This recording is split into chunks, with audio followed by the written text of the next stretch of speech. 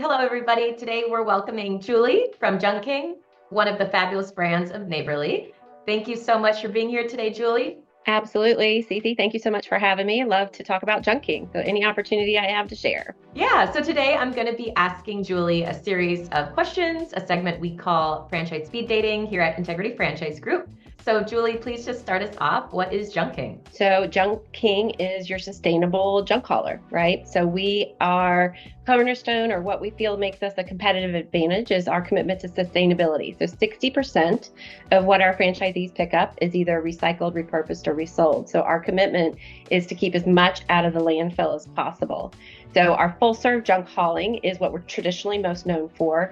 But what I love about Junk King is we have 4 true revenue streams that our franchisees get to benefit from, with 4 different end customers and 4 different end programs that I'm more than happy to tell you about. Who are the customers typically of Junk King once it's out there in the community? Yep, right now in our full serve junk hauling, it's 75% residential, 25% commercial. But we do also offer a dumpster rental program, which is more geared to attracting and retaining those commercial customers. So we have a great mix through all of our different revenue streams to support both commercial and residential customers. Very cool. Who typically makes a good owner of Junk King? Like, what are you looking for in a candidate? I love that question because a lot of times people answer with financial qualifications, and that's not what my first answer is ever about Junk King.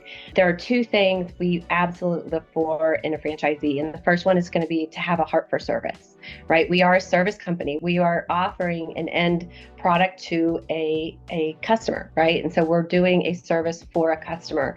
So as long as our franchisee has a heart for service, that's going to bleed down through the team. What we always go for, our goal is to always win the customer on price, but retain on service. So when we look at an aggregate of all of our reviews, there's one word that comes up the most, and it's gentleman. So a heart for service is truly a great quality and a necessary quality to lead a team to drive that customer experience. The second thing is being a good manager of men. We are largely employing an unskilled labor force, right? So we have an opportunity to hire at the bottom end of a pay structure, right? A pay scale, but we have an opportunity to teach and groom and grow these folks. And so you've got to be a good manager of men that wants to help to develop these eager laborers that want to understand how they can become more business driven and understanding of the business model. And are owners of Junk King typically full-time, or do you have some semi-absent owners in there? The industry has really changed with marketing and competition. You know, our franchisees' roles have really evolved, right? Where it used to be maybe more semi-absentee. To begin with, you really need to be in the business, right? What you're doing is not driving a truck or picking up or hauling junk. What you're doing is really building the referral network, right? So we want our franchisees focused on being the face of Junk King in Appleton. We want them to be the face of Junk King, join the chamber, join the local chapter of BNI, network, and be the face of the Junk King in your community so that you can build that referral network.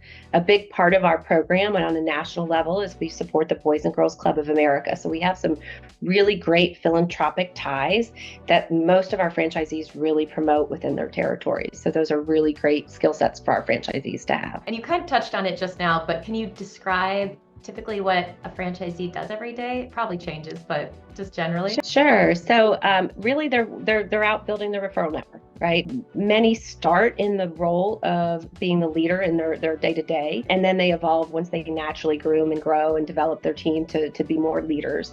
And then they are doing, the things of like our Jack Brendamore in Cincinnati. He is always running and promoting the business, his philanthropic part via LinkedIn, via social media, but he's always out in the community. And that's really what we hold our franchisees to. Here's a great example of how it can just be so rewarding to be a Junk King franchisee, making money, but also providing a service and an honor back to your community. Very cool. And can you talk to me a little bit about the item 7, what it looks like generally and where the bulk of the investment goes? Absolutely. I love the question, Cece, because this is such a scalable business. So our item 7, low end investment range is going to be $93,000. High end investment range is $180,000.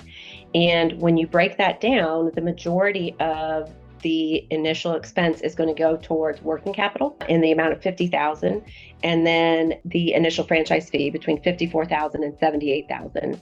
So right there, I mean, low end $93,000, high end $180,000. Quick math, you're already there, right? So what makes this business so great is the scalability. It's very asset light, right? You're really coming in. Most franchisees start with one truck, one crew, and are able to just really drive and scale the business because they're not having to set up a formal facility or buy a lot of equipment and set that up. So it's very, very scalable. So we grow almost a truck a quarter when franchisees are starting net new. That's exciting. Very cool. And how big is territory, just to start off usually? We are a density play at Junk King. So we span all demographics, right? So we are truly a density play. We're going to look for a territory to have between 450 and 650,000 in population. And so again, we can skew all demographics. The need for junk hauling doesn't go away, but the end customer might change. The end customer, the person paying us, might be the landlord or the property owner, property manager versus the property owner. So in those lower demographic areas. All right. Well, thank you so much. This was awesome. This is a great brief video for those interested in learning more about Junk King. And I think we're going to do a longer video with you later, but this is a great starting off point for those curious. So thank you so much for being here. Absolutely. Thanks for having me.